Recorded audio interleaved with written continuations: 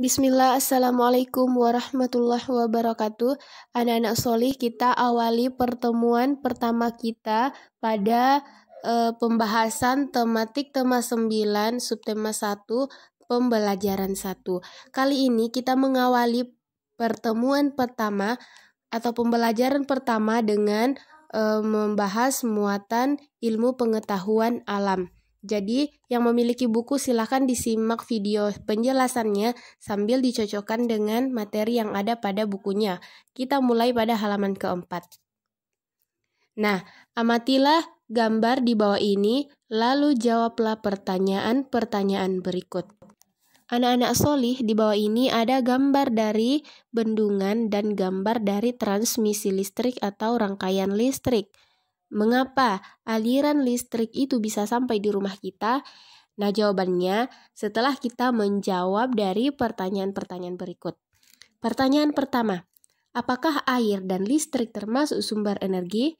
Jawabannya adalah iya.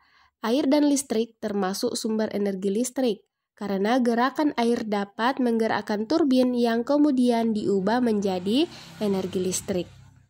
Nah, pertanyaan kedua, berapa banyakkah sumber energi air di sekitar tempat tinggal kalian?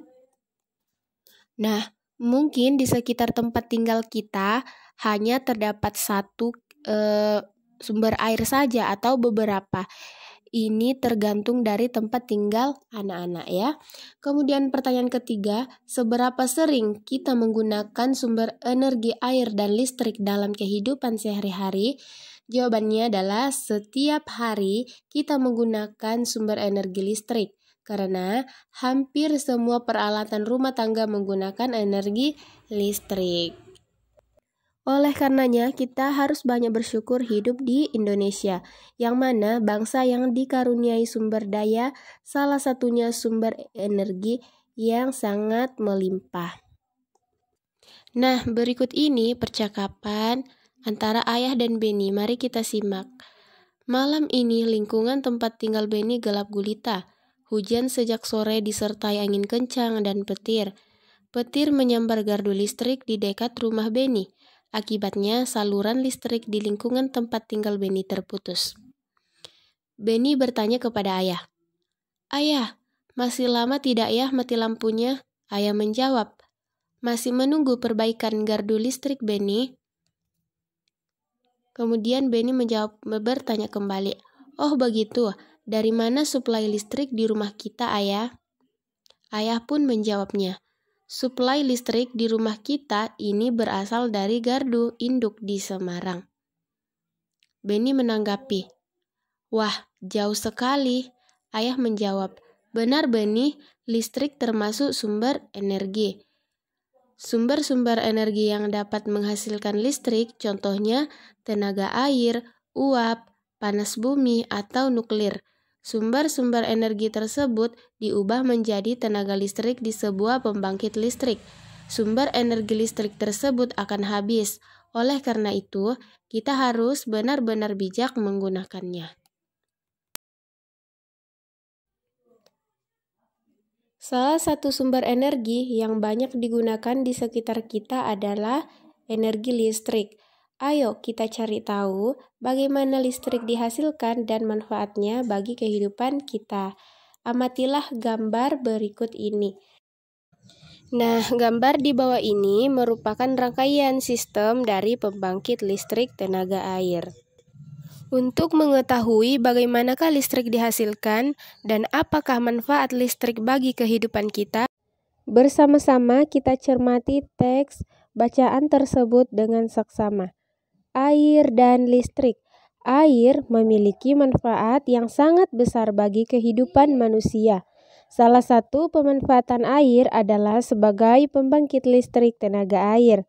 Manfaat air sangat besar dan berpengaruh terhadap kehidupan manusia. Oleh sebab itu, dalam pemanfaatan air hendaknya diimbangi dengan kehidupan manusia, dengan kesadaran menjaga sumber air yang ada di bumi.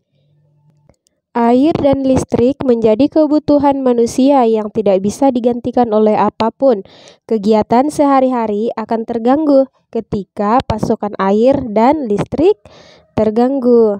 Nah, kemudian di Indonesia, pembangkit listrik tenaga air adalah salah satu upaya yang dapat dilakukan untuk memenuhi seluruh kebutuhan pasokan listrik bagi masyarakat. Banyaknya ketersediaan air menjadi salah satu alasan paling mendasar untuk membangun pembangkit listrik tenaga air di Indonesia. Oleh karena itu, tidak mengherankan jika Indonesia memiliki banyak waduk atau bendungan. Waduk atau bendungan merupakan salah satu rangkaian sistem dari pembangkit listrik tenaga air. Aliran dari bendungan atau waduk digunakan untuk menggerakkan turbin yang akan membangkitkan energi listrik. Berikutnya, air merupakan salah satu sumber energi yang cukup berlimpah. Air menyimpan energi yang cukup besar. Aliran air mampu menggerakkan kincir yang dibangun di dekat sungai. Kincir-kincir ini akan dihubungkan dengan generator untuk menghasilkan listrik. Makin deras aliran air, semakin kencang kincir berputar. Energi listrik yang dihasilkan pun semakin besar. Nah, anak-anak Soli, setelah kita mendengar teks bacaan tadi, dapat kita ketahui antara adanya hubungan air dengan energi listrik. Jadi, air itu adalah sumber dari energi listrik. Kemudian, kita lanjut dari pertanyaan tadi ya. Apa fungsi air dalam pembangkit listrik tenaga air itu? Air berfungsi menggerakkan kincir air.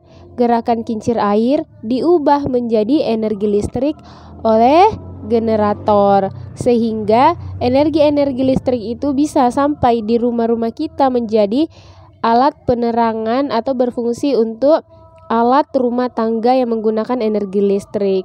Kemudian pertanyaan selanjutnya, mengapa untuk menghasilkan listrik perlu dibangun sebuah bendungan?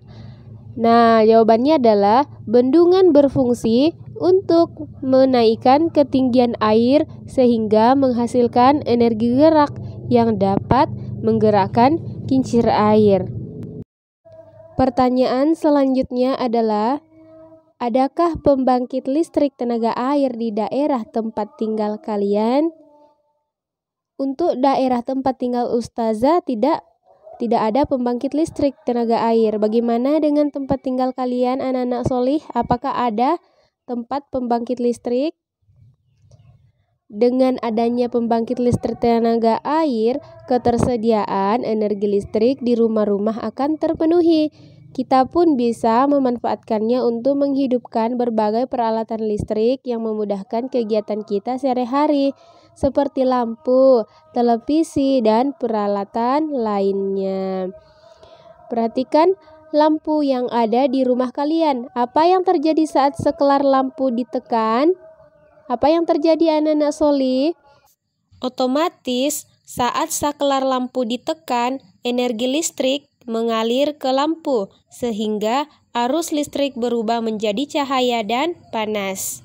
Dari energi cahaya yang dihasilkan tersebut dapat memberikan pancaran cahaya dan menerangi ruangan atau rumah-rumah kita. Sampai di sini bisa dipahami ya anak-anak solih?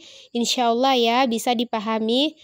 Nah, dari peristiwa tersebut dapat kita simpulkan bahwa saat saklar lampu ditekan, energi listrik mengalir ke lampu sehingga arus listrik berubah menjadi cahaya dan panas.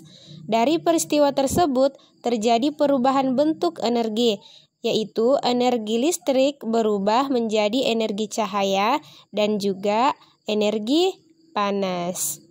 Kemudian di sini anak-anak solih yang memiliki buku silakan dibuka pada halaman 7 di buku paketnya. Di bukunya ada contoh tabel daftar peralatan di rumah kalian yang menggunakan energi listrik dan kegunaannya. Ini ada 10 contohnya. Kalian bisa menambahkan, namun tidak perlu dituliskan ya, cukup disimak dan dipahami saja videonya karena ini akan menjadi bahan untuk persiapan ulangan akhir semester. Dari video penjelasan Ustazah, jika ada yang anak-anak solih belum pahami, silahkan di chat pribadi Ustazah ya. Sekian videonya untuk hari ini dan pertemuan pertama pada subtema 9. Ustazah akhiri, wassalamualaikum warahmatullahi wabarakatuh.